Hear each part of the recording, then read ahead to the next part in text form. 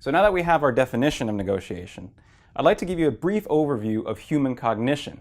And for the remainder of this session, we're going to walk through the various negotiation pressure points, and I'll show you how human cognition influences these pressure points. Human cognition is the collection of mental processes and activities involved in thinking, remembering, understanding, and perceiving. What's truly fascinating about human cognition is that there is a massive overload of data around us all the time. But your cognitive processes are able to select what's relevant so that you can use them to get results in your life. So for instance, right now you're probably not aware of your heartbeat or your foot touching the ground. And in the meantime, you're listening to the sound waves being projected out of your speaker. You're processing the light particle waves right now on the presentation of your screen. And all the while, your mind is making sense of all this data in the form of meaning, of content, so that you can store it and use it again later to improve your life. Although human cognition is truly one of a kind, we routinely suffer from mistakes driven by something called cognitive biases.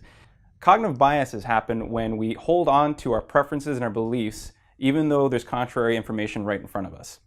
And you might think that you don't suffer from this, that you're the exception to the rule, and as a matter of fact, that's a cognitive bias called the Overconfidence Effect. The relevance of cognitive biases to you in the form of negotiation is that they directly affect decision making. It's very important for you to be aware of engaging the right cognitive biases to work in your favor and to avoid the cognitive biases that will take away from the mutually agreeable end. I know it might be a little bit difficult for you to wrap your head around this concept, so I want to try and sketch out a picture for you of how cognition works. Think of cognition like a series of channels with water flowing through them. So you've got the channels going sloped in one direction and there's multiple offshoots. And these offshoots are cognitive biases or other trains of thought.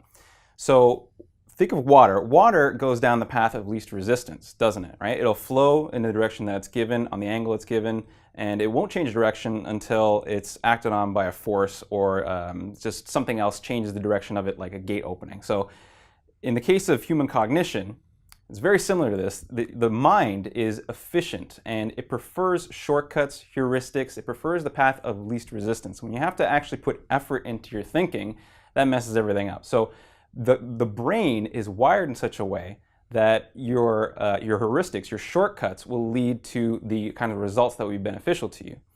Cognitive biases, however, lead to mistakes. The reason this happens is because we are emotionally driven thinkers. We're not logically driven thinkers. We think from top bottom. We don't think from bottom up. So if your plan is to walk into a negotiation and show your opponent all the features and benefits and all the reasons and da-da-da-da-da-da, try and convince them that way, you're wasting your time. You have to engage with them at an emotional level and leverage their cognitive biases in your favor and away from the bad results.